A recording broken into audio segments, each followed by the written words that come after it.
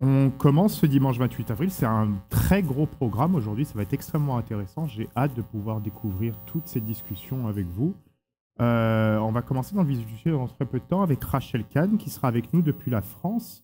Avec elle, on va faire une grande conversation sur l'universalisme autour en plus de ses différents textes et de ses différents livres qu'elle a pu écrire sur le sujet ou sur des sujets connexes. Racé, qui est sorti il y a 2-3 ans environ, et son livre qui vient de sortir, qui vient de paraître en France, Encore debout. Et je crois qu'il est même déjà disponible en ligne dans les librairies québécoises comme Renaud Bré ou Archambault. Ensuite viendra un dîner de 11h30 à 13h, comme hier. De 13h à 14h, Nick Payne et Emmanuel Lapierre seront avec nous pour débattre sur deux sujets: comment définir la nation et le duel des nations. Ce sera deux présentations suivies d'une période de questions.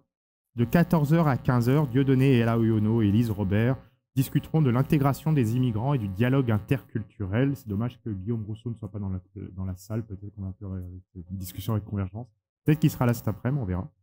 Une pause de 15h à 15h30 pour le plat principal, selon Muriel, qui a hâte d'assister à ça. C'est la table ronde avec Marie-Lou Boujard, Isabelle Dion, Kevin Majadusson, Marty Canactatus Meunier. Peut-on partager une culture commune malgré nos différences? J'ai vraiment hâte aussi à cette table ronde parce que c'est quand même quelque chose d'extrêmement intéressant. Il y a beaucoup eu de travaux et de présentations qui ont pu être faites, et c'est, même quand on parle de vivre ensemble québécois, de penser l'université, je pense que c'est un peu le plat principal de qu'est-ce que ce colloque peut représenter, qu'est-ce que les réflexions du colloque pourraient vous apporter. Et on terminera par notre hôte, la maîtresse de cérémonie, la maîtresse de la cure, la présidente de la cure, Muriel Châtelier, cofondatrice de la cure et présidente, qui viendra nous offrir un mot de la fin à 16h30. Je vous souhaite une très belle journée et bienvenue chez vous.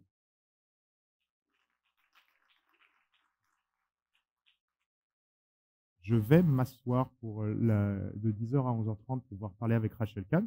Mais est-ce qu'elle est, Rachel est en ligne déjà?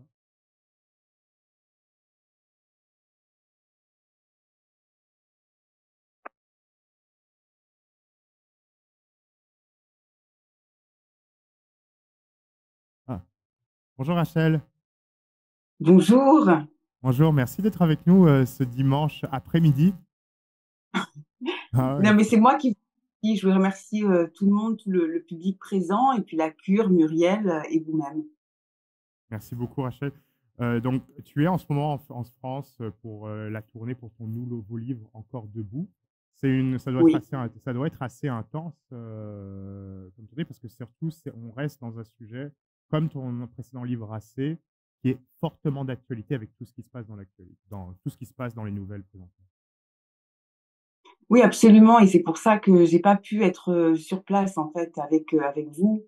Et je le regrette, mais c'est vrai que ce nouveau livre, Encore debout, c'est la continuité donc de Racé. Et c'est un livre où justement c'est une forme de cri du cœur, humaniste, universaliste, où je fais en fait des plaidoiries, différentes plaidoiries, avec un avocat de l'extrême gauche, un avocat de l'extrême droite, et puis un avocat, euh, comment le qualifier? Un avocat qui fait partie en fait de cette forme de bureaucratie qu'on a beaucoup en France, de cette forme de pas-de-vaguisme en fait, et qui est en réalité un piège, une forme de réceptacle pour que les extrêmes s'expriment.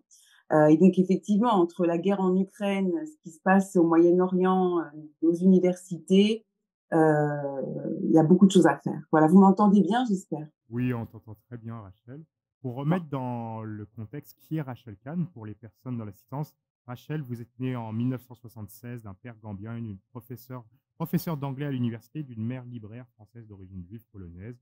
Vous avez multiplié les métiers: comédienne, conseillère à la culture du président de la région Île-de-France, juriste.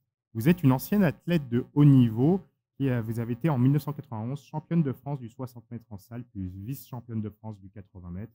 En 93, vous avez intégré l'équipe de France et gagné en 95 le championnat de France du 4 x 100 mètres.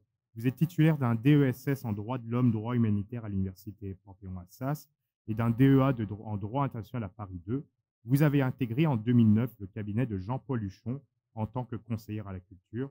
Parallèlement, vous avez poursuivi votre carrière d'actrice. Votre film Lampedusa, qui avait été réalisé par Marco Pontecorvo, a été diffusé en mars 2016 sur France 2.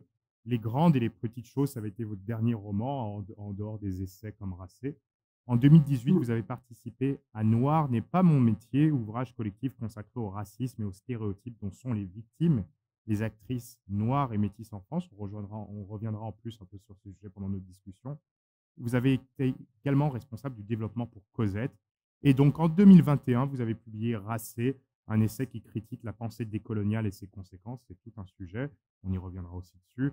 Et au début du mois d'avril 2024, donc comme je vous l'ai dit en introduction, vous avez publié la suite de cet essai Racé, Encore debout, dont vous venez de vous parler. On peut l'applaudir, on peut la remercier de sa présence. Merci beaucoup, Rachel. Merci beaucoup. Merci. Donc, je vais passer, comme on va bien parler pendant longtemps, je vais passer ici. En plus, je peux vous voir, comme ça, c'est génial.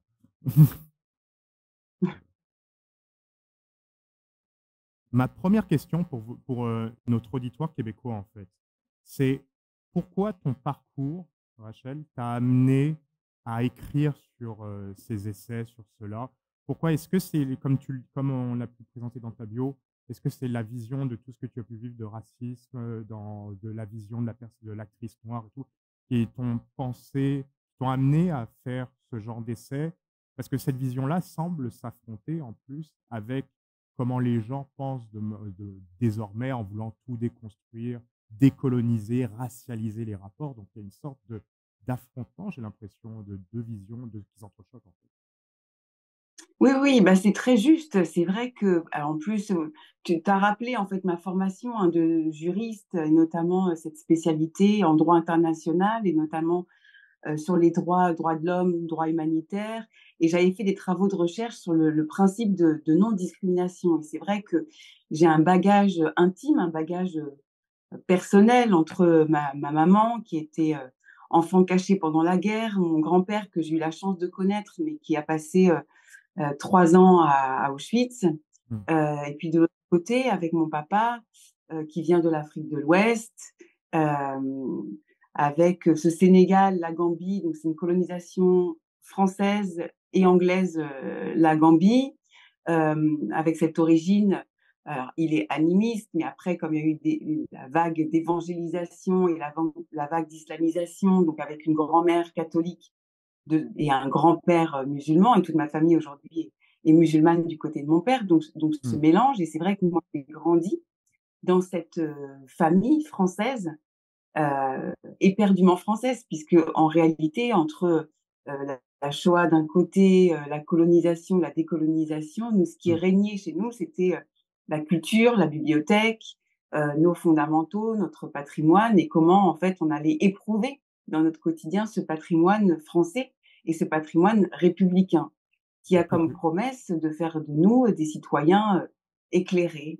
Euh, et donc moi, je me suis battue pour ça, bec et ongle, contre toutes les formes de discrimination par ailleurs, puisque en étant afro-yiddish, c'est vrai que je me suis retrouvée dans beaucoup de situations en étant toujours l'autre. Toujours l'autre. C'est-à-dire à la danse classique, j'étais la noire, à l'athlétisme, j'étais la juive. Bon, voilà, différents milieux, toujours l'autre. On prend toujours une lamelle de vous-même qui est différente pour que vous soyez parfois le bouc émissaire. Bon, parfois le bouc émissaire, parfois l'étendard. Et puis après, c'est surtout que mes parents m'ont appris cet existentialisme. C'est-à-dire que j'ai fait beaucoup de choses, le sport, le droit, l'art, la politique, écrire des romans ou des essais ou des films. Et je crois que voilà, la vie pour moi c'est ça, c'est aller toujours à la découverte de soi-même en prenant parfois des petits risques qui sont par curiosité de faire autre chose. Mais j'avais toujours dans le cœur de me battre. Et vous avez cité Noir n'est pas mon métier. Et c'est vrai qu'en tant que comédienne, de voir qu'on vous envoie des scénarios où c'est tel personnage noir avec un accent dans tel rôle, alors soit le rôle de la prostituée, soit le rôle de la nounou, soit un rôle catastrophique, alors même que dans la vraie vie française, c'est pas ça. En fait, c'était participer finalement aux stéréotypes racialistes ou racistes via le cinéma, ce qui est un contresens, puisque pour moi, l'art, une manière d'aller s'échapper et d'expérimenter des rôles qui ne ressemblent pas à votre vie et qui sont, comme on dirait aux États-Unis, je ne sais pas si c'est un Mm. sacrilège de parler en anglais, mais je ne sais pas, Non, non, tout à bigger fait. than life, en tout Oui. cas. Donc, avec Noir n'est pas mon métier, c'est vrai que c'était un livre avec 16 comédiennes pour pointer en fait cette discrimination-là.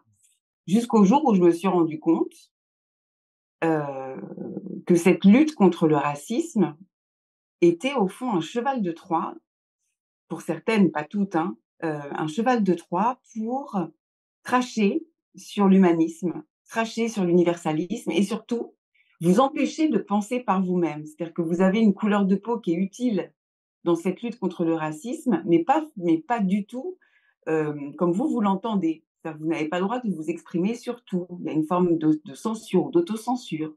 Et puis, il est de bon ton d'être dans cette logique décoloniale, de pointer du doigt la France ou l'Occident, etc. Et c'est à ce moment-là, en fait, qu'avec Racé, alors c'est pas tant un essai contre les politiques décoloniales, c'est un essai qui cherche une manière de nous réparer. Donc c'est vrai que dans la première partie, je pointe du doigt des mots, par exemple le mot racisé, qui est pour moi un mot Vous avez eu qui des relève du critiques en plus sur votre utilisation. Je me souviens, vous étiez présidente d'une association et votre association s'était désolidarisée de vous parce que vous étiez contre le mot racisé et l'idée de racialisme et tout ça. Et vous parlez de cheval de Troie, que ces idéaux sont des chevaux de Troie pour déconstruire ensuite la société.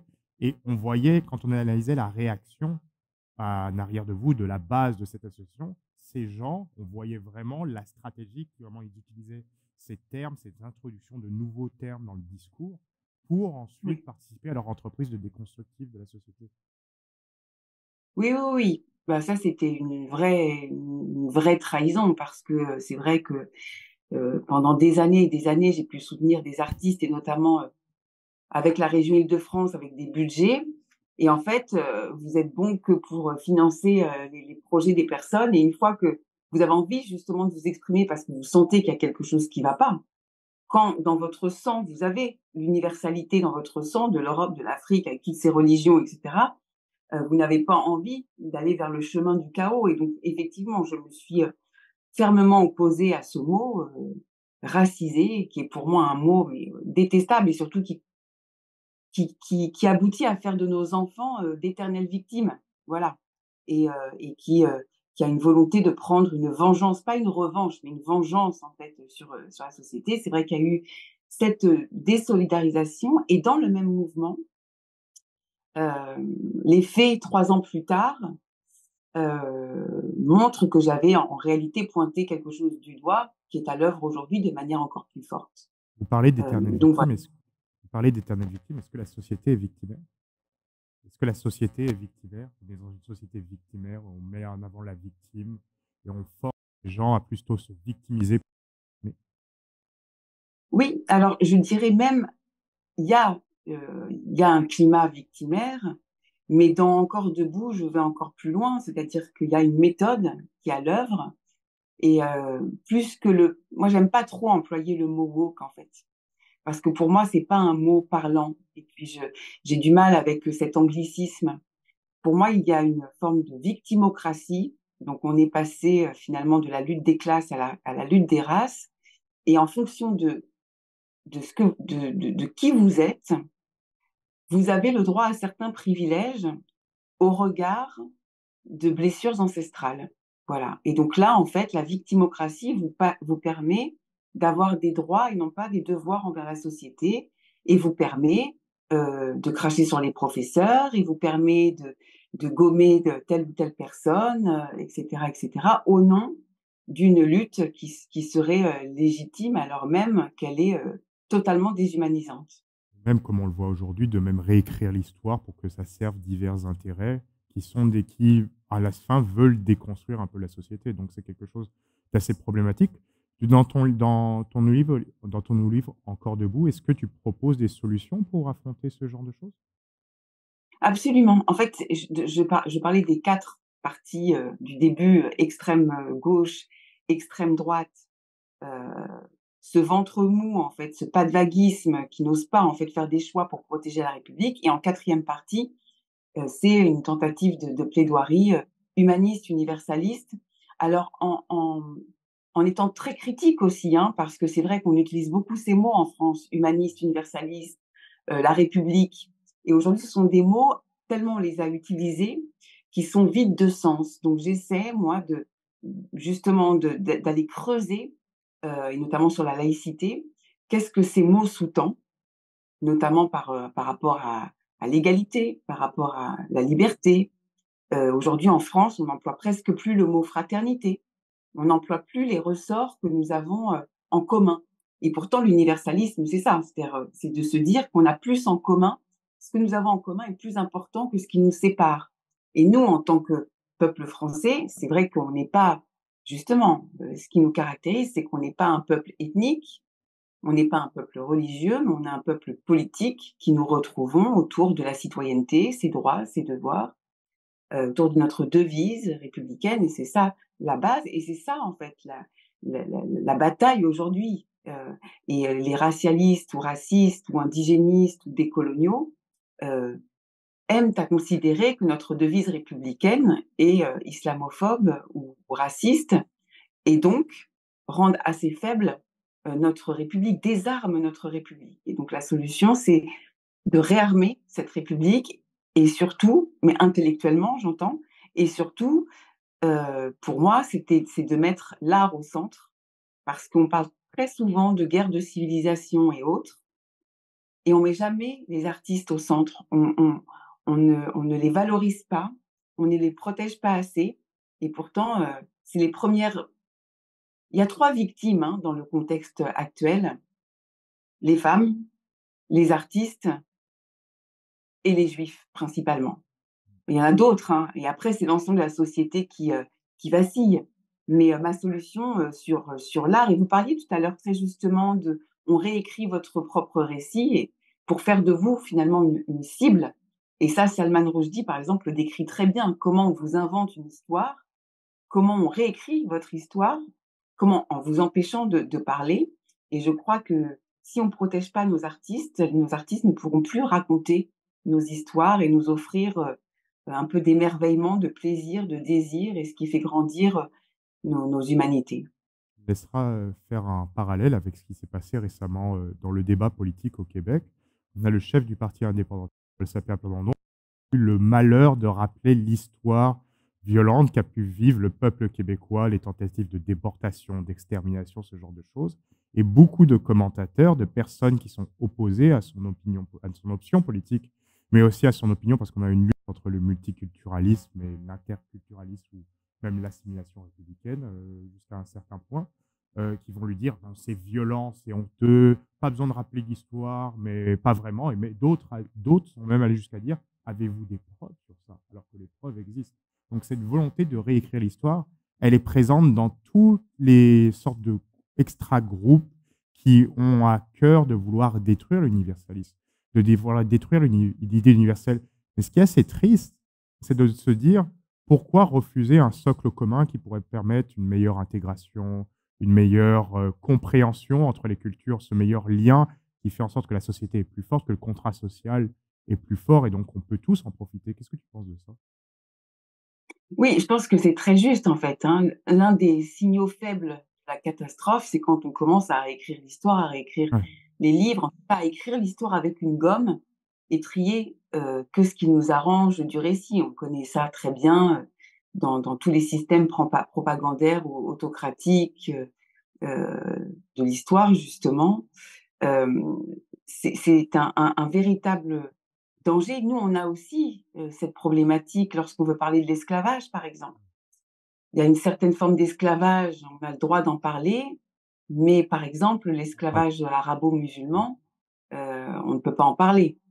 Dès que vous commencez à traiter ce sujet, c'est problématique. Alors même qu'effectivement, c'est avec l'histoire, avec les drames de l'histoire, qu'on peut mieux se réparer, retisser du lien. Je pense que c'est une volonté de reprendre le pouvoir, et à ce désir de vengeance, et surtout, il y a des partis politiques qui attisent cette haine non pas pour avoir le pouvoir, on a l'impression, mais pour aboutir au chaos. Que tout le monde véritablement se déteste, de J'essaie de ranger t'en chacun parler. dans les pour créer complètement des fractures, voilà.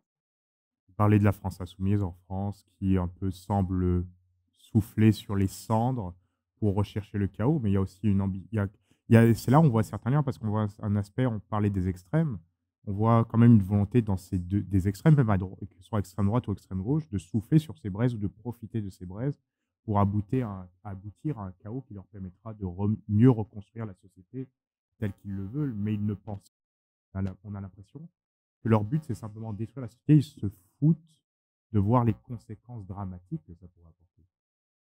Oui, oui, c'est totalement irresponsable et c'est très juste et merci de le souligner sur l'extrême droite. Parce que le problème, le véritable problème, c'est que nous avons d'un côté l'extrême gauche qui invente un récit pour des questions électoralistes, clientélistes et autres, de dire que la laïcité est islamophobe, par exemple, qui invente ce récit pour attiser les haines, et donc qui n'est pas dans le réel. La police tue, on vit dans un état au racisme systémique, etc., avec plein de notions comme ça qu'ils mettent impérativement dans leur discours.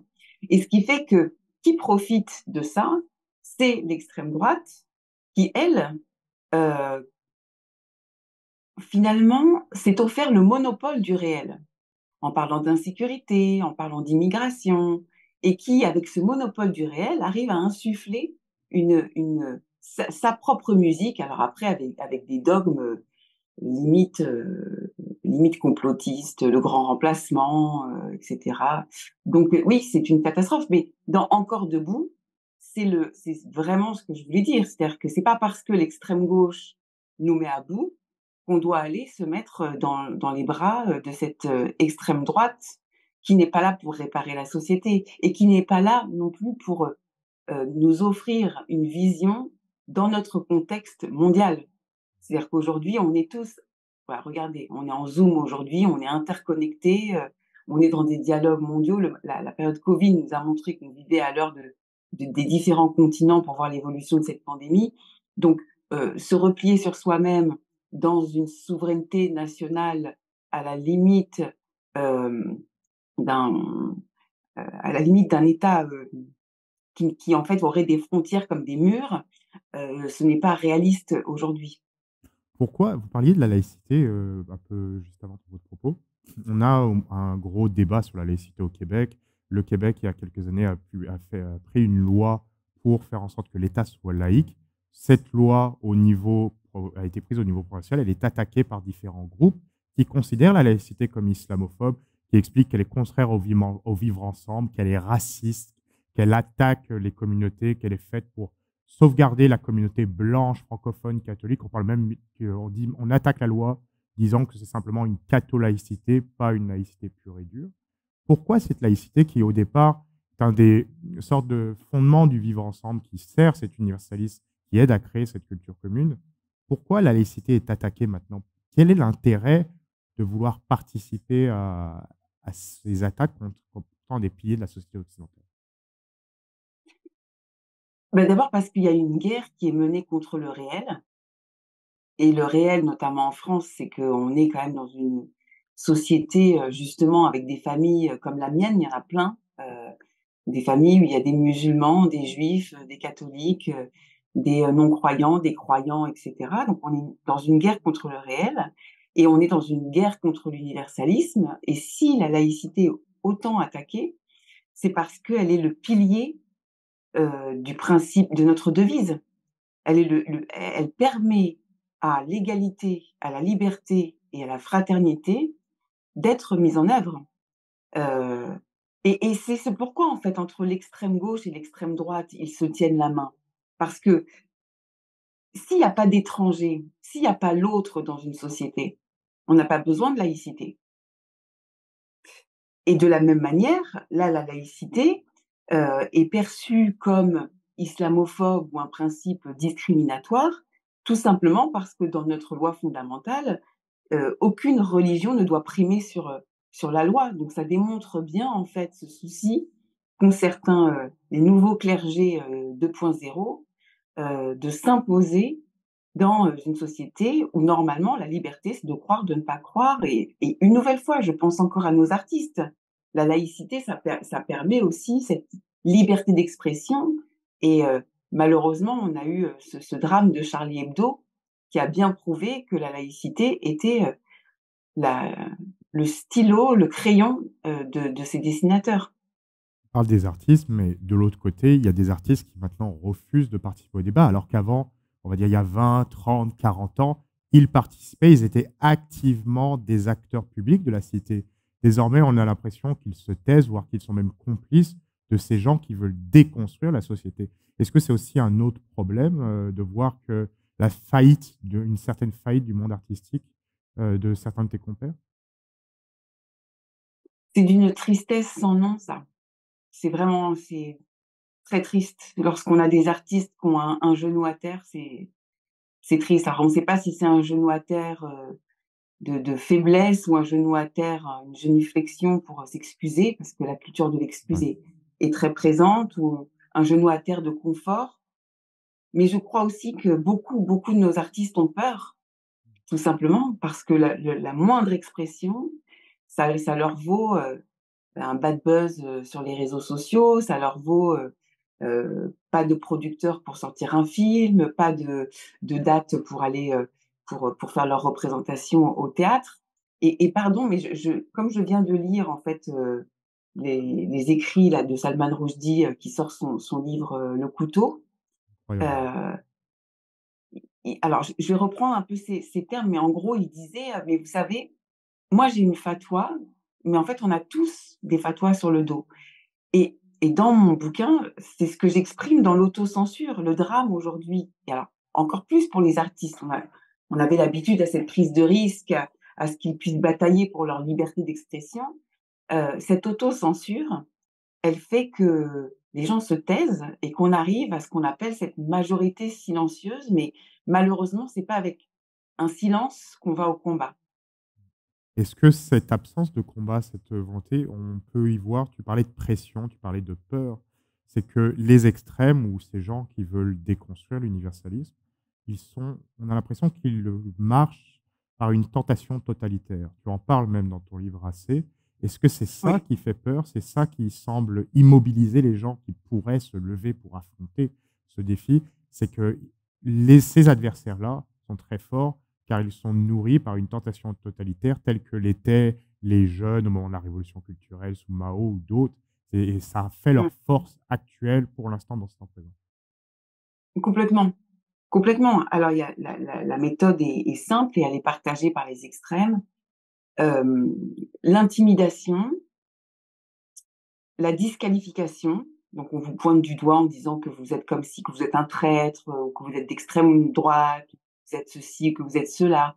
La calomnie, on vous invente un récit pour mieux vous jeter en pâture et vous mettre, une cible dans le dos. Et puis en fait aujourd'hui, aussi avec les réseaux sociaux, parce que c'est quand même un accélérateur de haine, ces réseaux sociaux. On se rend bien compte qu'aujourd'hui, notamment sur X, on coupe plusieurs têtes par jour. Voilà. Et maintenant, c'est devenu en fait cette méthode en tendance. Vous avez des noms des gens qui seront, jetés en pâture aujourd'hui. Enfin, c'est-à-dire, c'est ce climat de violence est détestable.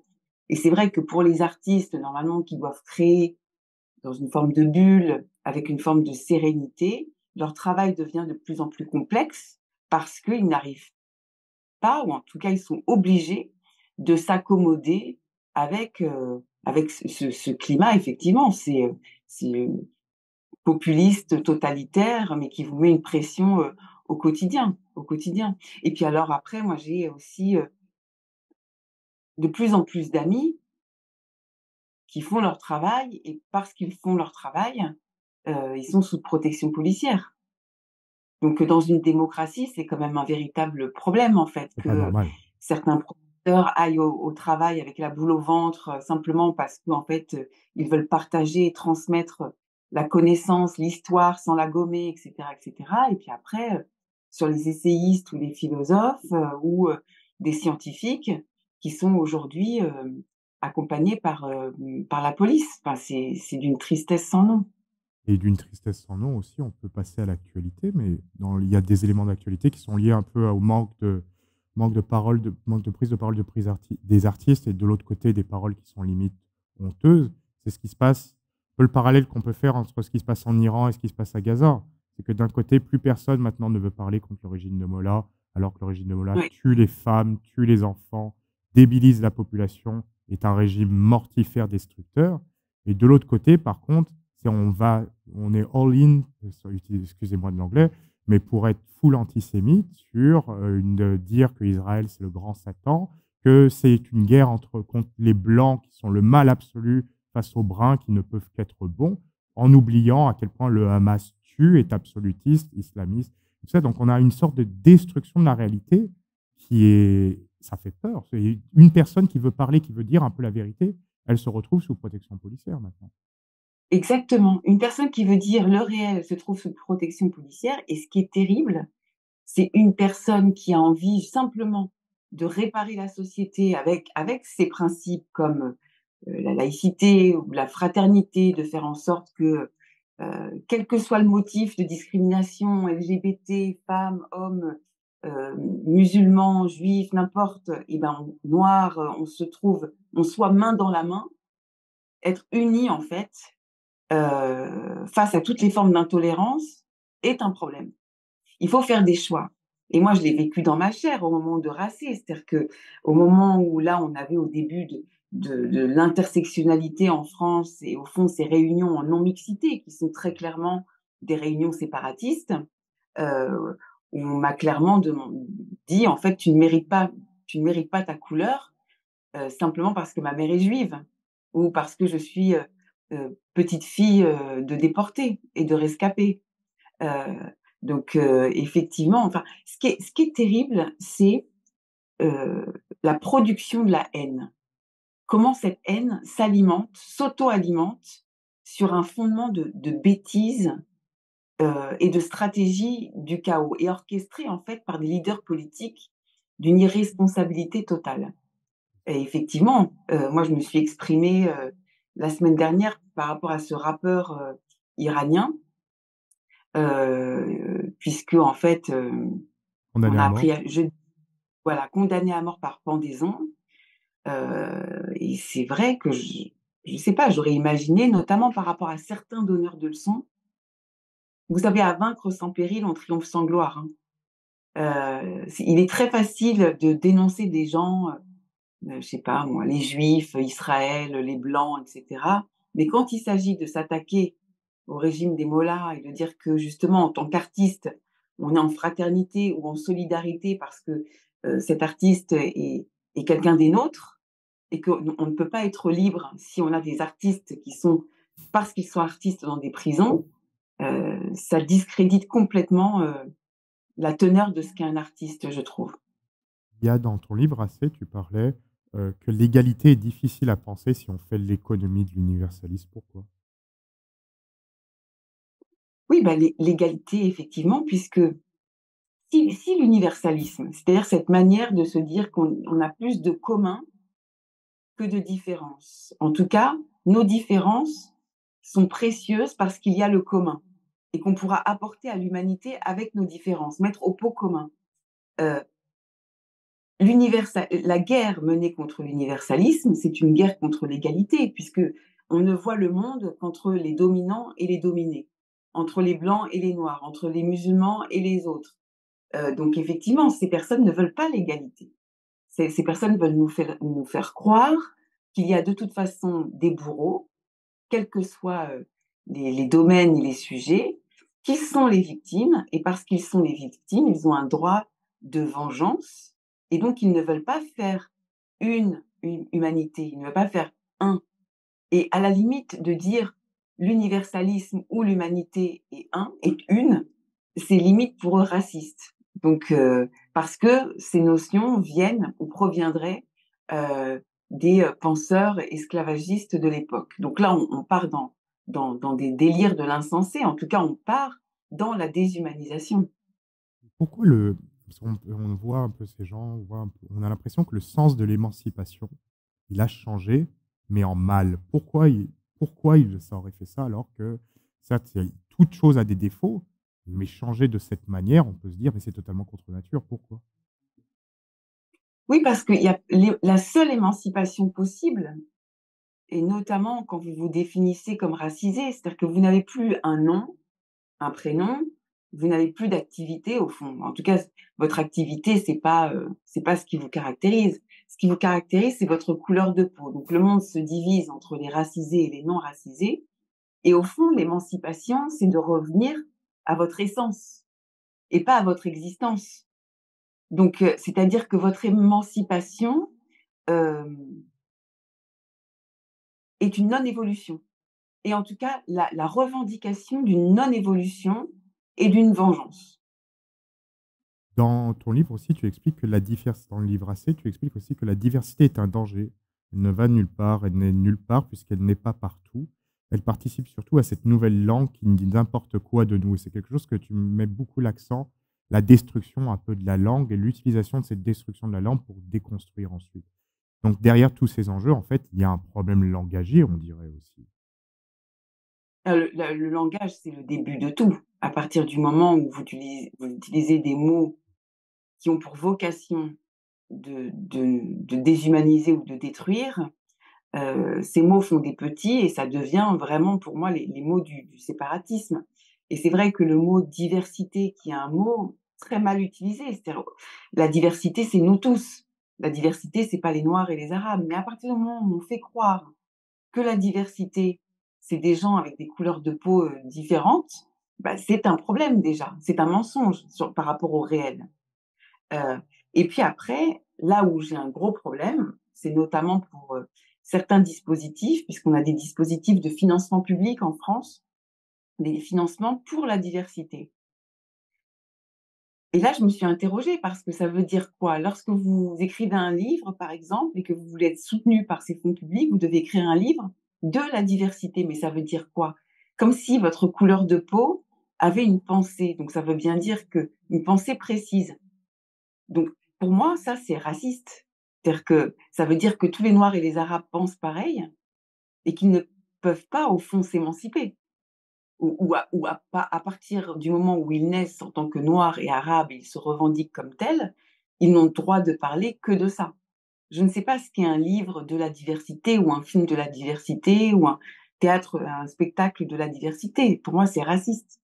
C'est réducteur même, c'est au-delà du raciste, réducteur. On infantilise en fait les communautés culturelles, on a l'impression, pour qu'elles servent de excusez-moi de nouveau de l'anglais, mais de token, façon de parler, d'idiot utile pour faire ensemble: «Regardez-le mon bon noir, regardez-le mon mode arabe, il est là, il est présent» et après on passe à autre chose. Mais à la fin, ça ne fait pas avancer les choses, ça n'aide pas la société, au contraire, ça l'individualise et ça la déresponsabilise de plus en plus, non? Oui, puis c'est un pas en arrière, par rapport à l'égalité et à la lutte contre les discriminations.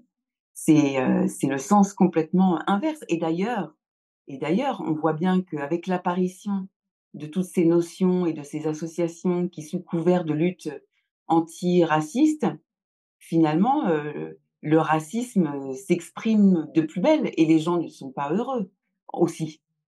C'est Et ça aussi.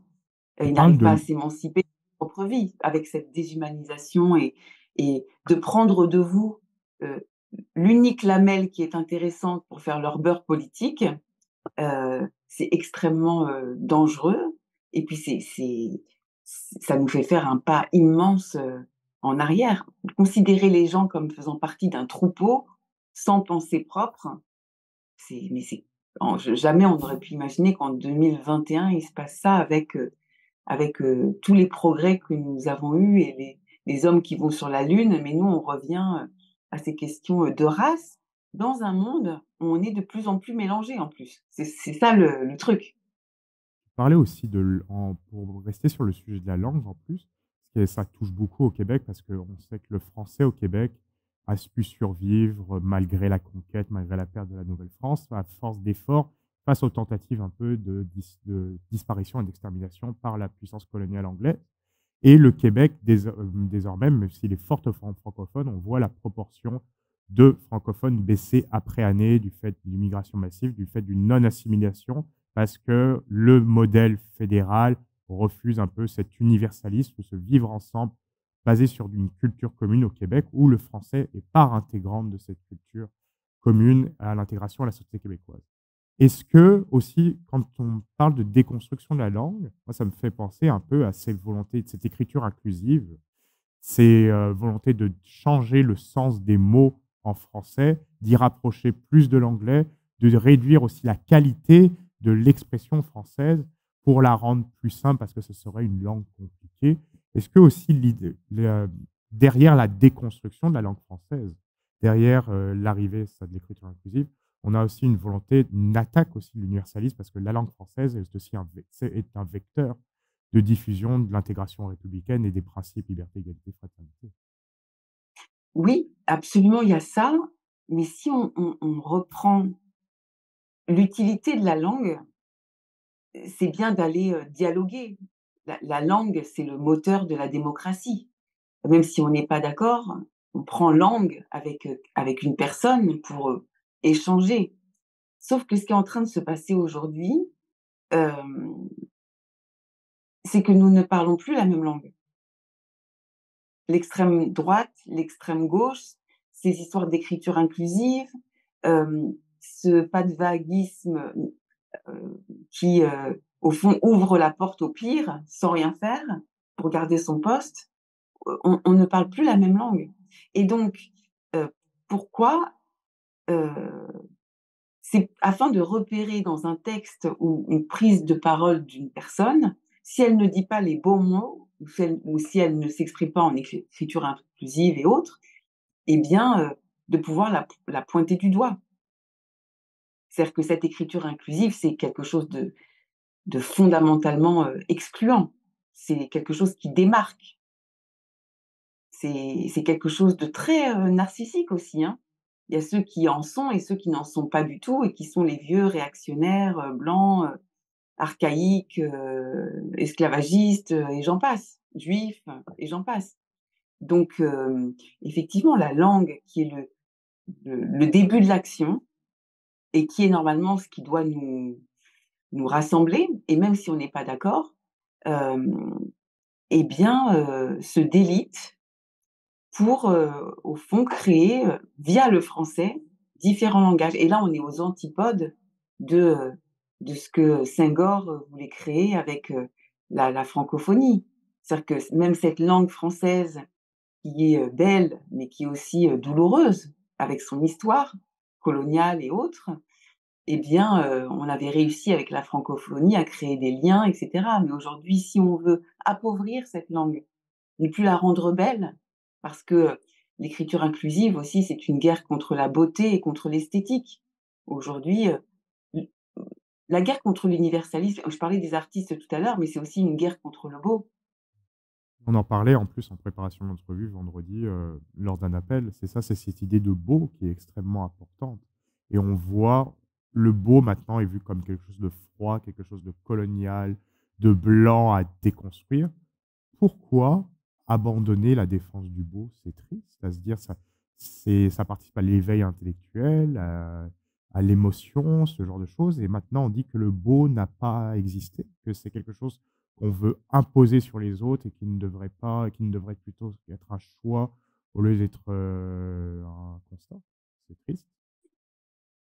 C'est triste, mais à partir du moment où vous êtes essentialiste et pas existentialiste, à partir du moment où vous crachez sur ce qu'est la méritocratie, où vous prônez, le droit à la paresse, le droit de venir comme vous êtes, où toute forme d'effort est disqualifiée au fond, et bien le beau devient une insolence. L'esthétique devient une insolence parce que le beau, travailler sur une chanson par exemple, c'est pas, une chanson, c'est pas, une story Insta, hein. Un livre, c'est pas un post, c'est du travail et aujourd'hui derrière tout ça et cette méritocratie, derrière tout ça, il y a cette volonté, de ne rien faire en fait, hein. De juste, être, dans sa case raciale, dans sa case religieuse et de revendiquer des droits par rapport à ça. Et donc, effectivement, les personnes qui travaillent, qui veulent faire un effort, qui veulent s'en sortir, et ben, les personnes qui veulent s'en sortir, ce sont des traîtres à cette cause-là. C'est aussi quelque chose sur le beau. Tu expliques dans ton Racé, tu parles que le beau aussi, c'est la beauté du silence face au vacarme, quotidien, le vacarme de la société actuelle, dans un monde où on parle beaucoup. Donc est-ce que défendre le beau, c'est défendre le silence? Je crois, je crois, oui. C'est vrai que le silence, dans le silence, il y a quelque chose, évidemment, dans le silence, on peut trouver le beau. Mais si je parle du silence dans Racé, c'est que, avec les réseaux sociaux notamment, mais aussi avec les chaînes d'infos, on est, heu, constamment dans le bruit. Dans le bruit, dans des pensées, violentes, dans, des injonctions contradictoires, dans des ricanements, et autres. Et c'est terrible parce qu'on peut se réveiller un matin, en tout cas moi c'était mon cas, et je me suis dit: «Mais qu'est-ce que je pense vraiment?» Je sais plus parmi tout ce bruit ce que je pense vraiment. Et c'est pour ça que je me suis posée avec un crayon, un papier pour écrire, ma pensée, me rapprocher au plus près de ma pensée. Parce que sinon, on est très vite embarqué dans des choses qui ne nous ressemblent pas. Alors, certains ont utilisé la libération de la parole, pour, justement, énoncer ou dénoncer des causes qui sont nobles. Mais là, le problème qu'il y a avec tout ce bruit, c'est que la parole est libérée, mais que plus personne ne s'écoute. Sauf que le silence permet l'écoute. On ne peut pas libérer tout si tout le monde, libère la parole, c'est un vacarme où plus personne ne s'entend. Donc la démocratie a besoin aussi de moments de silence. J'aimerais que tu reviennes un peu sur, un des propos que tu as dit au tout début de cette discussion. L'antisémitisme, c'est une attaque contre l'universalisme. Est-ce que ça te fait mal en ce moment de voir, pour revenir sur l'actualité, ce qui se passe par exemple à Paris avec Sciences Po, dans la semaine, de voir des propos ignobles? On a l'impression que avec ce qui se passe actuellement, tout le travail qui a été fait en France depuis la Seconde Guerre mondiale sur la reconnaissance de toutes les tares que le régime de Vichy avait pu faire, cette lutte contre l'antisémitisme qui a été érigée dans notre éducation civique, avec la reconnaissance de l'État d'Israël, tout ça est en train de disparaître pour plaire ou pour aller chercher des voix et pour aller chercher l'infâme parce que on a des ambitions politiques. C'est horrible, non? Je me mets à ta place en tant que personne d'origine juive. Ça doit être horrible à vivre au quotidien. Oui, c'est affreux. Enfin là, la période, depuis cet été, hein, puisqu'il y avait eu aussi un jeu de mots, d'un influenceur là, sur les réseaux sociaux Le rappeur qui avait Medine. ricané. Comment? Le rappeur Medine, si je me Oui, souviens bien. qui avait ricané avec mon nom Rescapé, rescapé, et depuis cet été, c'est douloureux. Ça a augmenté, évidemment à partir du 7 octobre où, là, tout est ressorti. C'est comme si le fait que, Israël et les Juifs aient mal, ça légitimait, toutes les haines, et la banalisation, de la haine du juif. Hem, Ça engendre aussi un judaïsme clandestin où on retire, tous les signes, sur la porte, on fait très attention, dans la rue, on change son nom. Moi, j'ai changé mon nom, par exemple, pour les applications de taxi, et tristement, j'ai repris le nom de ma mère quand elle était cachée. Heu, c'est terrible, et dans le même temps, je trouve que, alors c'est intime, hein, ce que je vais vous dire, mais je trouve qu'à partir de Racé, je l'ai vu venir à partir du moment où je me définissais dans Racé comme justement, afro-yiddish, avec cet héritage, du Yiddishland, de mes grands-parents du côté maternel qui vivaient dans le shtetl, qui ont vécu en fait cet exode, et effectivement comme si on n'avait pas transmis. On est en pleine période électorale là, des européennes, mais l'Union européenne, elle s'est construite après la Shoah, l'Europe de la paix. C'était une réponse à ce qui s'était passé, avec, Pétain, Hitler, et les autres. Et là, c'est à force de ne pas avoir transmis peut-être assez fortement ou plutôt avoir laissé, certains effacer ce qu'était la Shoah, qu'on peut aujourd'hui, dans certains établissements, difficilement enseigner. Et puis de faire passer, le juif pour le bouc émissaire,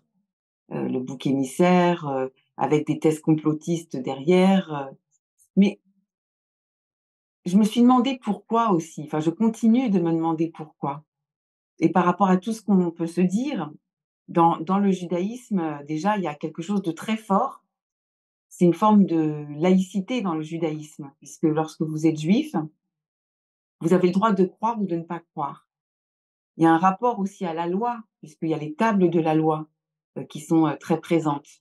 Heu et aujourd'hui, on voit bien, hein, le droit de croire ou de ne pas croire, le rapport à la loi, le rapport au doute, le rapport à l'interprétation, le rapport au dialogue. Tout ça, c'est l'universalisme.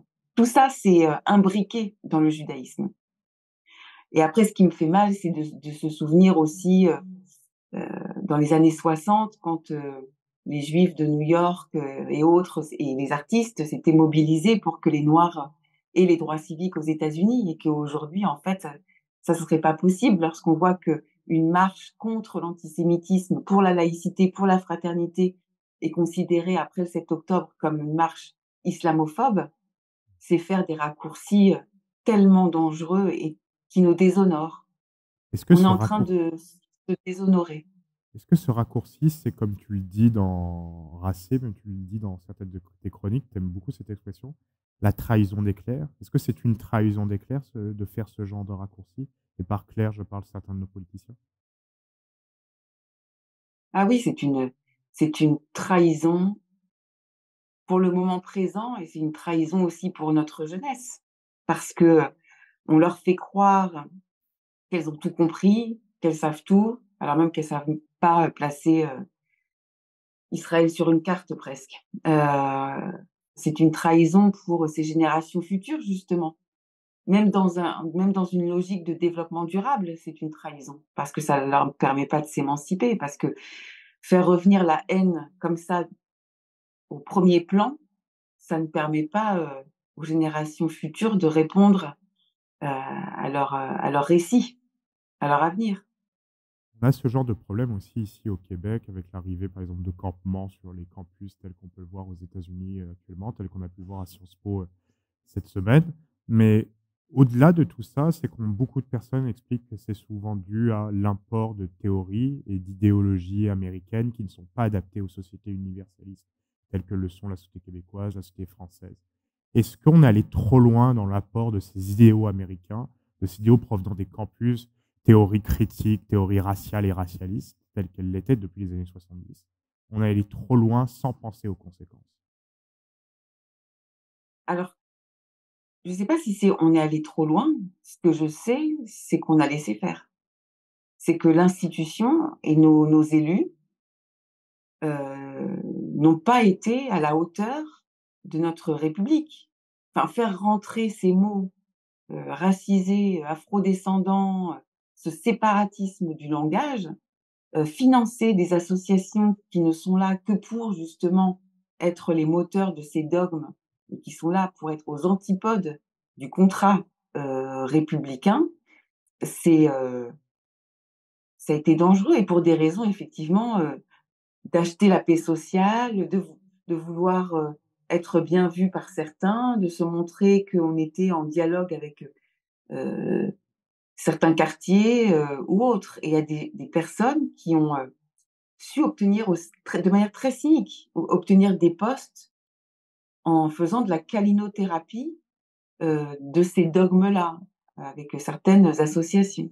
Donc, oui, on a laissé faire et c'est en ça maintenant qu'on reçoit, le retour de bâton, quoi.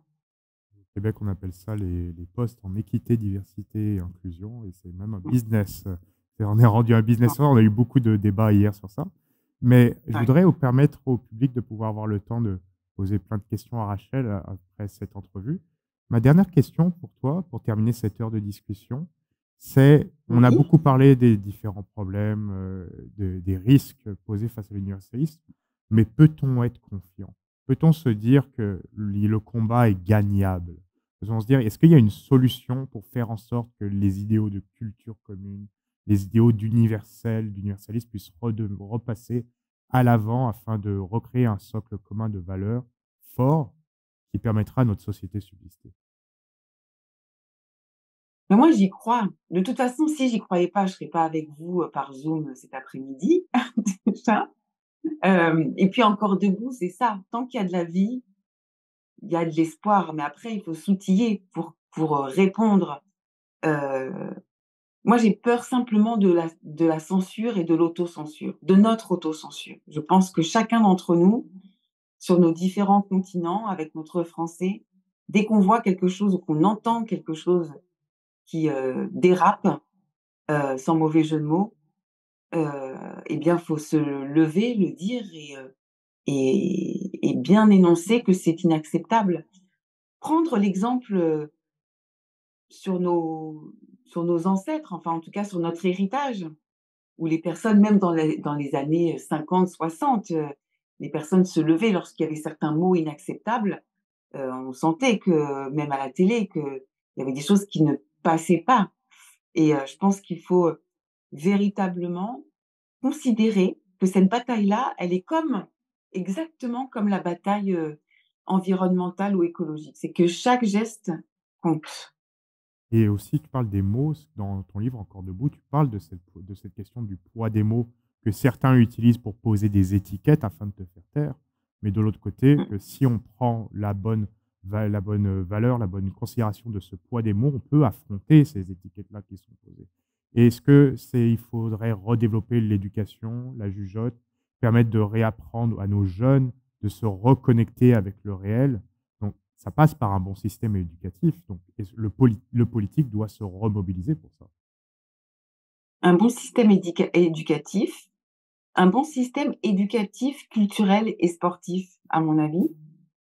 Parce qu'en fait, les associations et autres qui accompagnent, les jeunes dans leur émancipation hors temps scolaire, je pense que c'est très important aussi, parce qu'il y a certaines associations qui profitent d'avoir les plus jeunes pour, heu, justement leur faire du lavage de cerveau par rapport à ça. Mais le système éducatif pour moi, idéal, enfin ça commence, à la maternelle, en dernière année de maternelle, quand on commence à savoir, dessiner les lettres, quand on commence à savoir compter sur les fondamentaux. Enfin, l'universalisme, l'humanisme, la laïcité, ce sont des données complexes. On les apprend pas, à 15 ans, 14 ans.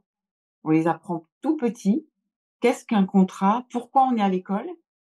Avec différents ateliers et on peut aussi, apprendre très petit, dès l'école primaire, quels ont été les drames qui ont traversé l'humanité, qu'est-ce qu'un génocide?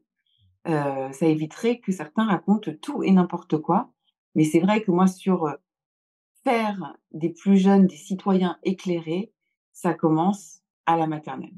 Ça me fait penser à Gabriel Attal qui, lors de sa visite au Québec il y a 2 3 semaines, avait pu faire un discours au Parlement, à l'Assemblée nationale à Québec et a mis en avant donc la laïcité comme vecteur de liberté, d'égalité et de fraternité. Il a dit que le salut de nos peuples passera par la jeunesse. Et une forte jeunesse, c'est le salut de l'universalisme. Et c'est quelque chose à bien remettre ensemble. Donc on peut être confiant, Rachel, j'ai l'impression. C'est Si on arrive à se bouger tous, on peut être confiant, mais si mais et si on comment? non, non, excuse-moi.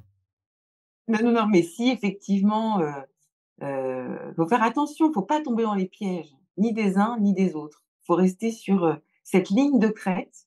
C'est pas évident, elle est très ténue, mais il faut l'incarner puissamment. Merci beaucoup Rachel Kahn d'avoir été avec nous, d'avoir conversé pendant 1 heure. On peut l'applaudir. Merci beaucoup.